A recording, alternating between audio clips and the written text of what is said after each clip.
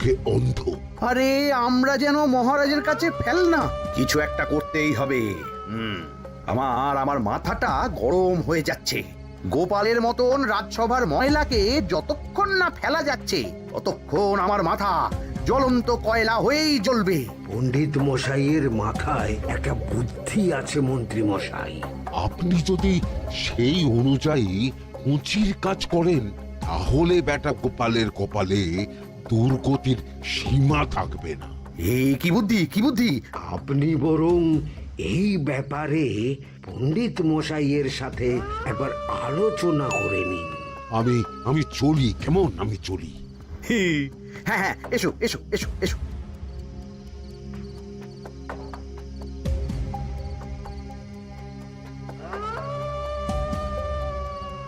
আরে ওই তো আমার বাঁ হাত ঘটা আসছে, বেটাকে দিয়ে একটা কাজ করাতে হবে।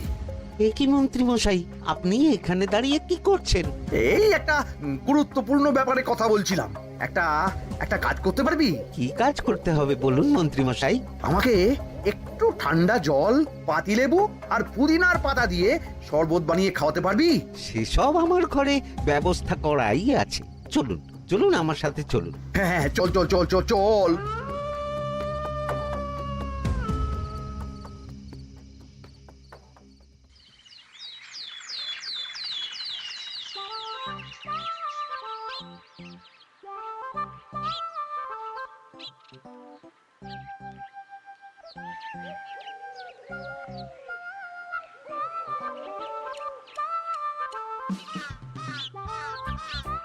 কি ব্যাপার পণ্ডিত, এত গুম মেরে আছো কেন?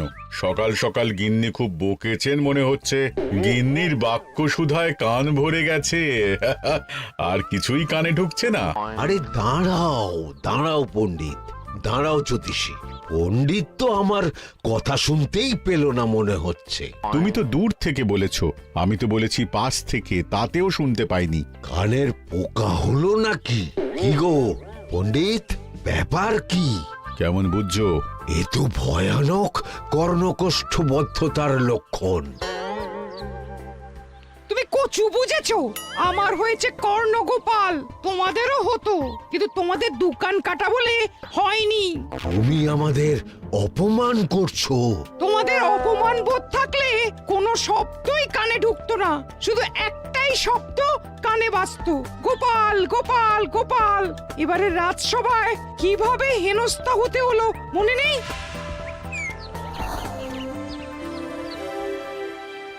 মহারাজ, একটা ভিক্ষা আছে। ভিক্ষার জন্য কৃষ্ণনগরের রাস্তাই সবচেয়ে উপযুক্ত জায়গা গোপাল, তুমি বরং সেখানেই যাও। মন্ত্রী, মন্ত্রী মশাই ঠিকই বলেছেন মহারাজ। যে যার নিজের জায়গা থেকে কথা বলে। কুকুর বলে ভৌ ভৌ, বেড়াল বলে মিউ মিউ, কাক বলে কা কা। মন্ত্রীর ভিক্ষার জায়গা কৃষ্ণনগরের রাস্তা, আর গোপালের ভিক্ষার জায়গা মহারাজ কৃষ্ণচন্দ্রের দুয়ার। বলো কি ভিক্ষা? বাড়িতে পুজো আছে মহারাজ, খরচা অনেক, কিছু ঋণ আবশ্যক। যদি 100 মোহর। ঋণ তোমাকে আমি দিতে পারবো না গোপাল। পুজো উপলক্ষে তোমাকে আমি 100 মোহর দিলাম। মহারাজ, আমিও ঠিক এই কথাটাই বলতে যাচ্ছিলাম। আমরাও তাহলে বাড়িতে পুজো করব। পুজোর জন্য আমাদের অনেক খরচ, তাই যদি... অবশ্যই অবশ্যই, কত ঋণের প্রয়োজন খাজাঞ্চির কাছ থেকে নিয়ে নিও, সুদটা আমি মাফ করে দিলাম। মহারাজ, গোপালকে দান আর আমাদের ঋণ? হ্যাঁ, কারণ তোমরা নিজেরা খাবে, কিন্তু গোপাল অন্যদের খাওয়াবে। গোপালের মতো মানুষের সঙ্গে থাকাই হলো রাজধর্ম। কিন্তু তাছাড়াও তোমরা হলে 80 যাই বেতন পাই দলের লোক। গত 1 বছরে তোমার কোন মন্ত্রণা দেশের কাজে এসেছে? পণ্ডিত কোনো নতুন তত্ত্ব শুনিয়েছে? জ্যোতিষী কোনো অমোঘ ভবিষ্যৎবাণী করেছে? আর বৈদ্য 3 বছর ধরে আমার হাঁটুর ব্যথা সারাতে পারেনি। কিন্তু গোপাল, গোপালের ভাঁড়ে হাস্যরসের কখনো অভাব হয়নি। মনে আছে? আছে। কিন্তু করার তো কিছু নেই। আছে। কিছু ভেবেছো নাকি পণ্ডিত? তোমাদের মনে আছে মহারাজ মোহর দেওয়ার পর গোপাল সেদিন বলেছিল কি গোপাল, খুশি তো? মহারাজ, আপনি আমাকে এক মুঠো ধুলো দিলেও আমি খুশি। সেই ধুলো মুঠোই আমি সোনা মুঠো করে ফেলবো। মনে নেই আবার? একটু ঝেড়ে কাশো তো দেখি পণ্ডিত, কি ভেবেছো? যা হবে দেখতেই পাবে।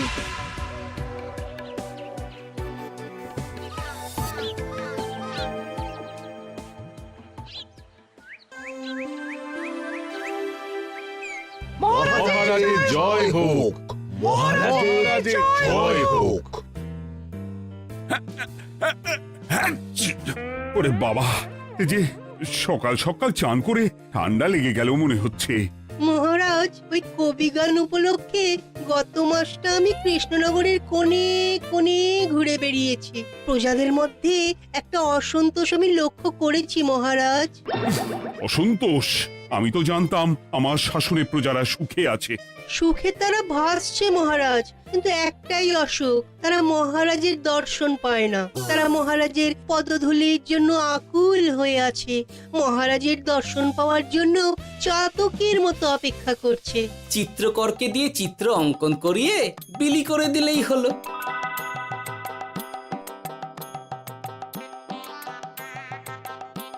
খুব ধুলো হয়েছে মহারাজ, কিন্তু এত ধুলো। কালকের ঝড়ে ঢুকেছে। ঝাড়ুদার,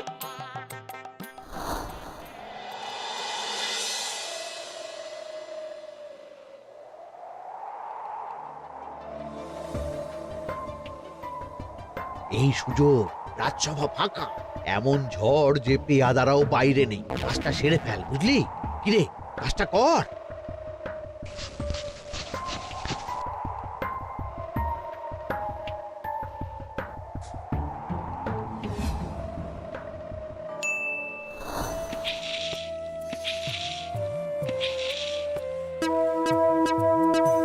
এত ধুলো! উফ, মহারাজ, কাল ঝড়টা বড় সাংঘাতিক হয়েছিল। তা বটে। আচ্ছা গোপাল, তুমি বলেছিলে মহারাজ তোমাকে এক মুঠো ধুলো দিলেও সেটা সোনা হয়ে যাবে। এখনো সেই কথাই বলছি। মন থেকে বলেছিলে না মহারাজকে তেল দেবার জন্য? তেল দেওয়ার দায়িত্বটা তো আপনি নিজের কাঁধেই নিয়ে ফেলেছেন।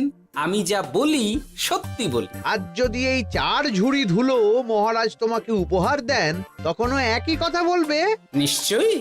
মহারাজ, গোপালকে এই 4 ঝুড়ি ধুলো দেওয়ার হুকুম হোক। কি গোপাল, আমি তোমাকে যদি এই ধুলো ঝুড়িগুলো দিই, তা থেকে সোনা আসবে নাকি? আসবে মহারাজ, মোহরের বস্তা আসবে। যদি না আসে, আপনি বলুন। তোমাকে কৃষ্ণনগর ছেড়ে চলে যেতে হবে। রাজি? আর যদি আমি পারি, তাহলে আপনাকে এই মন্ত্রীর চাকরি ছেড়ে দিতে হবে। কি রাজি? কি মন্ত্রী, রাজি? রাজি। গোপাল? রাজি মহারাজ। আচ্ছা, আর কেউ মন্ত্রীর পক্ষে বাজি ধরেছেন নাকি? হ্যাঁ, আমি আমি আমি আমি। ও গোপাল এবার যে মরণ কুয়োতে ঝাঁপিয়েছে, সেখান থেকে আর উঠে আসতে পারবে না। ধুলো থেকে মোহরের বস্তা আসবে, এ হচ্ছে ওই গোপালের উন্মাদ রোগের শুরু। দেমাক দেমাক, মহারাজের পিঠ চাপড়ানি পেয়ে পেয়ে গোপাল ভেবেছে যে ও সব কিছু করতে পারে। এবার শুধু সেই দিনটার অপেক্ষা, যেদিন গোপালকে উল্টো গাধায় চড়িয়ে কৃষ্ণনগর থেকে বার করে দেব। এতটা নিশ্চিন্ত হবেন না মন্ত্রী মশাই। গোপাল কিন্তু হালকা কথা ছুঁড়ে দেওয়ার লোক নয়। কি বলতে চাইছো পণ্ডিত? ওই 4 ঝুড়ি ধুলো থেকে মোহরের বস্তা আসবে? না, তা বলছি না। অন্য জায়গা থেকেও তো মোহরের বস্তা আসতে পারে। তার সঙ্গে ধুলো মিলিয়ে দিলেই কেল্লা ফতে। গোপালের নিশ্চয়ই কোনো পরিকল্পনা আছে। গোপালের সব পরিকল্পনার গোড়া মেরে রেখে দিয়েছি পণ্ডিত। ঘটা আছে গোপালের পেছনে, আর ঘটা আছে গোপালের বাড়ির পাহারা। লুকিয়ে কিচ্ছু করতে পারবে না। আরে ওই তো বটা আসছে। বেল্লিক, উল্লুক, তোকে আমি জল বিছুটি দেওয়াবো। গোপালকে ছেড়ে চলে এসেছিস কেন? ছেড়ে আসবো কেন মন্ত্রী মশাই? গোপালকে ওর বাড়ির সামনে ছেড়ে এসেছি। ওখানে তো ঘটা আছে। ও বড্ড ঘুরিয়েছে বেটা। কোথায় কোথায় গিয়েছিল গোপাল? 4 ঝুড়ি ধুলো নিয়ে বেটা বাড়ির উল্টো দিকে হাঁটা দিল। চললাম পিছু পিছু। যাচ্ছিল কোন দিকে? নদীর দিকে, কিন্তু গোপাল দাঁড়ালো যদুর বাড়ির সামনে। এই যদু হলো সেই লোক যে লোকজনের বাড়িঘর কেনা বেচা করে আর লোক ঠকায়। আগে রাজধানীতে থাকতো। বেটা রাজধানী থেকে এই কৃষ্ণনগরে পালিয়ে এসেছে, এখানেও লোক ঠকাচ্ছে, কিন্তু বেটা এত চালাক যে কিছুতেই ধরা যাচ্ছে না। এইরকম লোককে ধরাচ্ছে হাতে রাখা ভালো নয় কি মন্ত্রী মশাই? সে তো জানি, কিন্তু ওর ওপর মহারাজের কড়া নজর আছে। এখন ওর সঙ্গে সম্পর্ক রাখা খুব ঝুঁকি। যাই হোক, তারপর হ্যাঁ, তারপর যদু, যদু রে, গোপাল খুড়ো, আরে তুমি এখানে কি করছো?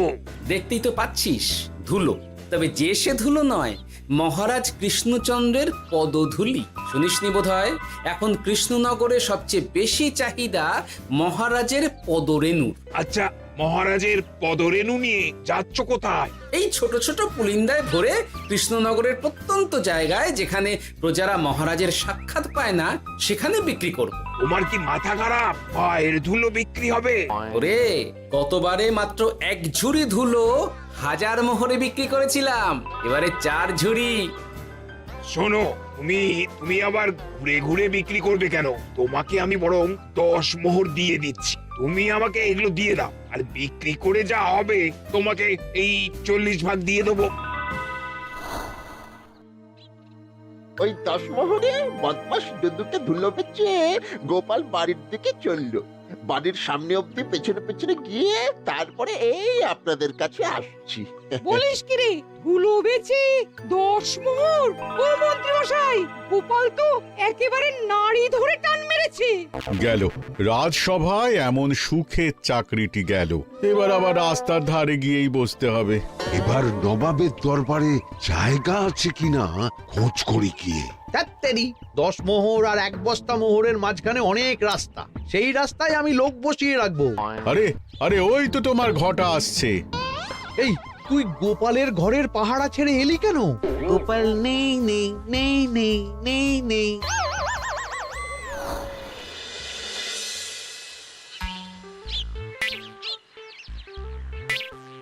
আরে, ভয় পেলি নাকি? না না না না না, ভয় পাবো কেন? শোন, তোকে পেয়ে আমার খুব ভালো হলো বুঝলি। তোকে আমার একটা কাজ করতে হবে। বলো বলো। আসলে বুঝলি, আমার না গিন্নিকে নিয়ে তার বাপের বাড়ি যাওয়ার কথা ছিল, কিন্তু হঠাৎ বিশেষ কাজে আমাকে খামবাজে চলে যেতে হচ্ছে। এখন আমি গিয়ে গিন্নিকে বললে বুঝতেই পারছিস কুরুক্ষেত্র হয়ে যাবে একেবারে। তাই আমি কাউকে খুঁজছিলাম যে আমার বাইরে যাওয়ার খবরটা আমার গিন্নিকে গিয়ে দেবে। তুই পারবি বাবা ঘটা? ওরে বাবা, আরে আরে আরে, ভয় পাস না, তোকে গিয়ে মুখে কিছু বলতে হবে না। এই নে, এই চিঠিটা আমার বউকে দিবি।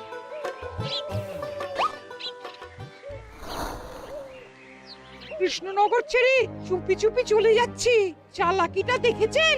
ওসব চালাকি আমি তুড়ি মেরে উড়িয়ে দেব। কি করবেন? চারিদিকে আমি অশ্বারোহী গুপ্তচর পাঠাচ্ছি, গোপালকে কোনো চালাকি করতে দেব না।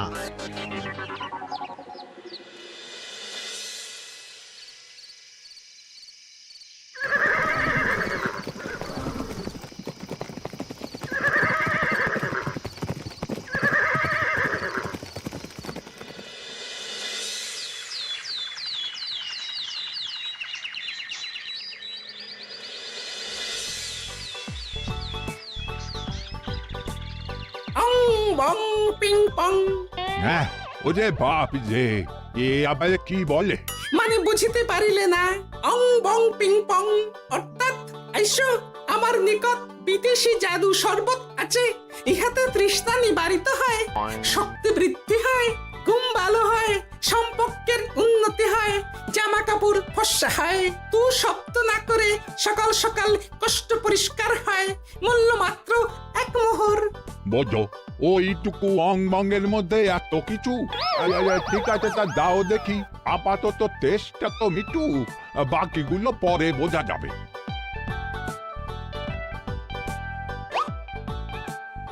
আহা, বড় ভালো খেতে তো।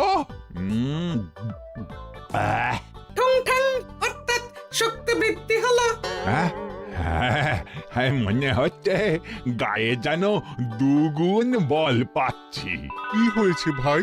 এ কে? এ ভিন দেশ থেকে জাদু শরবত নিয়ে এসেছে গো। জাদু শরবত ভিন দেশ? একেবারে, হ্যাঁ, একেবারে বহু ভুজা শরবত।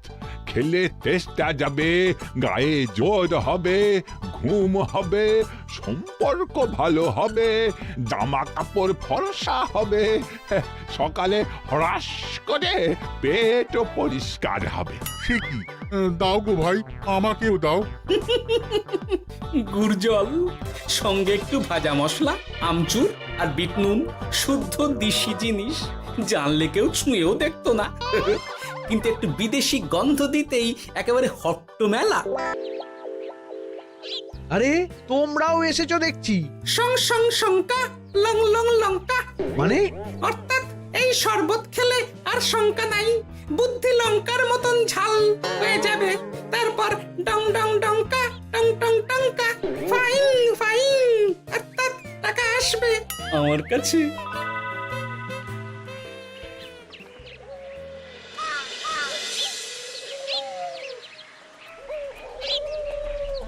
ঝপ ঝপ ঝপাং, ভট ভট ফটাং। অর্থাৎ উহাকে দৌড়িয়েছ কেন?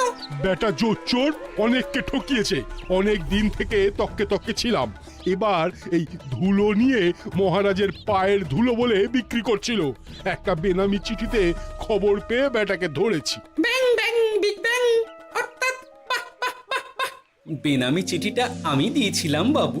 বাবা যদু, তুমি সেই রাজধানী থেকে কৃষ্ণনগর অবধি মানুষকে অনেক খোল খাইয়েছো। তুমি এতদিন ঘুঘু দেখে এসেছিলে বাবা, এবার গোপাল নামক ফাঁদটা দেখলে। কতবার বলবো, এইসব ধুলো আমি গোপালের কাছ থেকে কিনেছি। যা বলার ওই বিচারের সময় মহারাজকে বলবি। চল চল চল চল চল।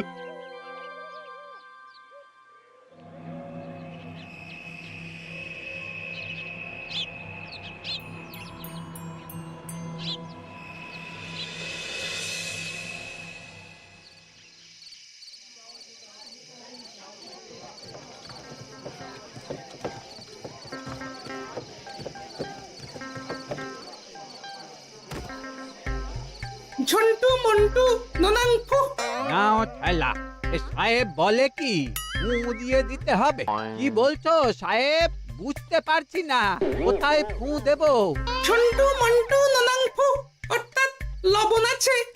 আছে আছে সাহেব আছে। কত লাগবে? ভান্ড ভরি আন্ডাকারি। অর্থাৎ যা আছে সব।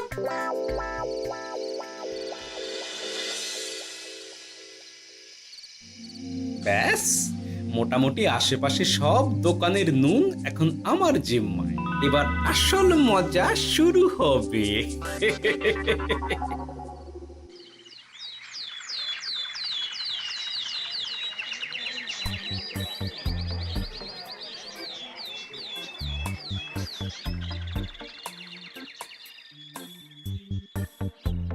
নুন আছে?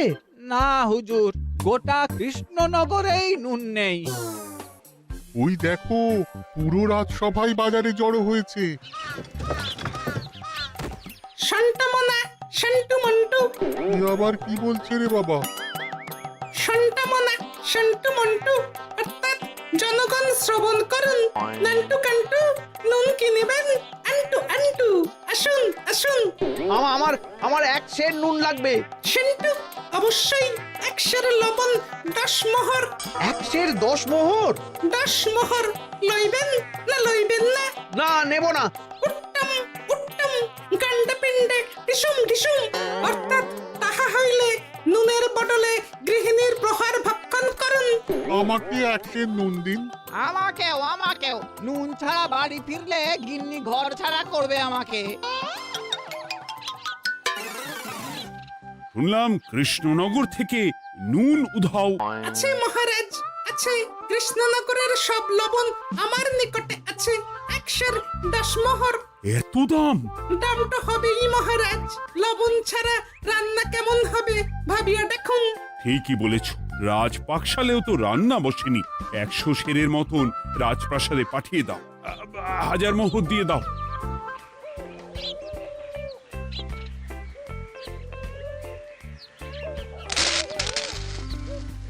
ব্যাস 1 বস্তা মোহর হয়ে গেছে। গোপাল? হ্যাঁ মহারাজ, গোপাল, যে 4 ঝুড়ি ধুলো থেকে 1 বস্তা মোহর রোজগার করেছে। ইয়া বাত! চলো রাজসভায়, পুরো গল্পটা শুনতে হবে।